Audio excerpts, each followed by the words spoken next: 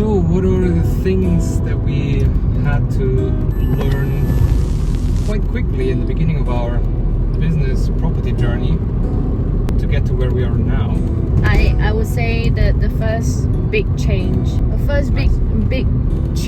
in both of us is a mindset shift. I think having the right mindset is so important. You can have the best teacher in the world, the best tools, solutions in the world, but not taking the action to use it, not seeing the massive value in all these kind of tools or teachers around you, then not applying it, then it's just a waste of effort, you know. Yeah, first of all, there are people that are more successful than you. I mean, you just have to face it, and then you have to embrace that they are giving out tremendous value.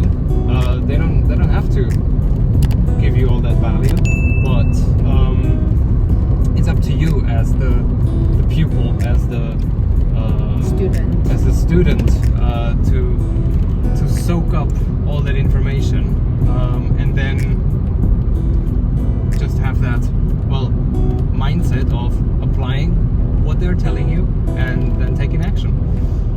A second thing was we're now in business.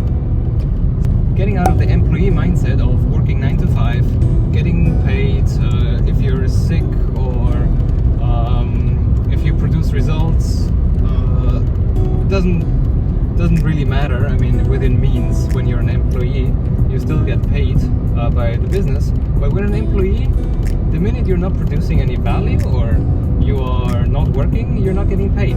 So you have to get into that mindset once again, that you continuously have to provide value.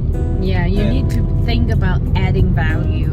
Yeah, and ride out these waves where your motivation is low, where you're sick, where you want to take time off. It's all of these things that are more or less regulated when you're in a job, but they're by far not regulated when you are in your own business.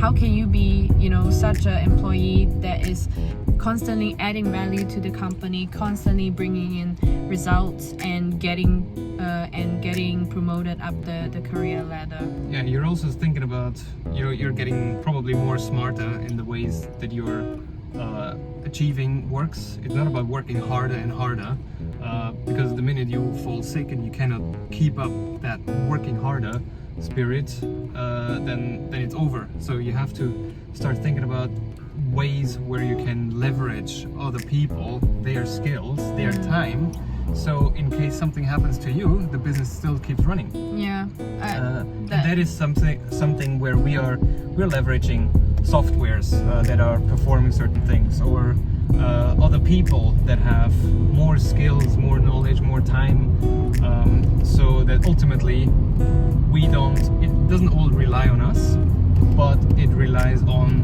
basically the system that we're creating. Yeah, the third important thing that we learned that changed us is leveraging or outsourcing. There are people out there smarter than you, who knows more than you, who are in your industry longer than you. So you need to be thinking of how you can leverage their time or their expertise or their network to get to where you want to be. Yeah, you cannot know it all. When you're an employee and you're a specialist in your niche, that's fine. But with that specialized knowledge, you probably cannot run a business. You are good at what you do, but running a business, there are so many different aspects.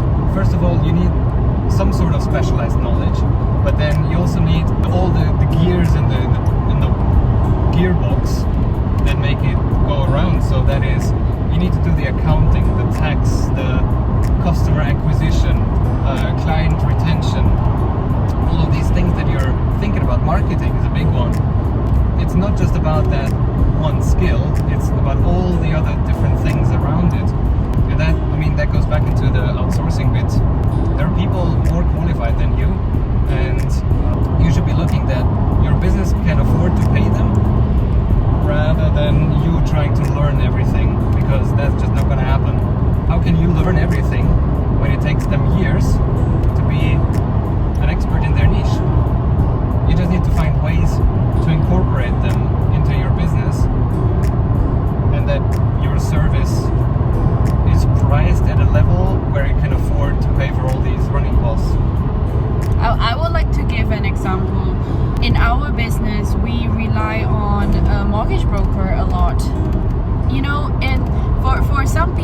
want to save a couple of £100 on paying a broker, maybe they would scroll over all websites to just find the best mortgage deals for a property that you're looking for. You might think of, you know, going out to banks yourself and asking them to give you the best mortgage product.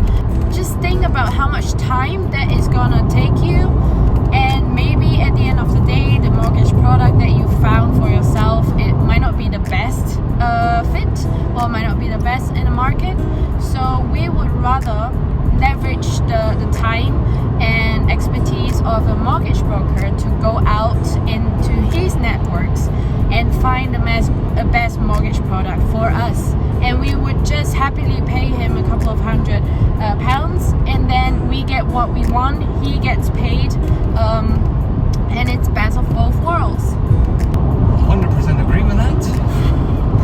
Hope you have liked this video, and comment below what you have learned from it. If you have liked this video, make sure you subscribe, hit the bell so you get notified when we post new videos.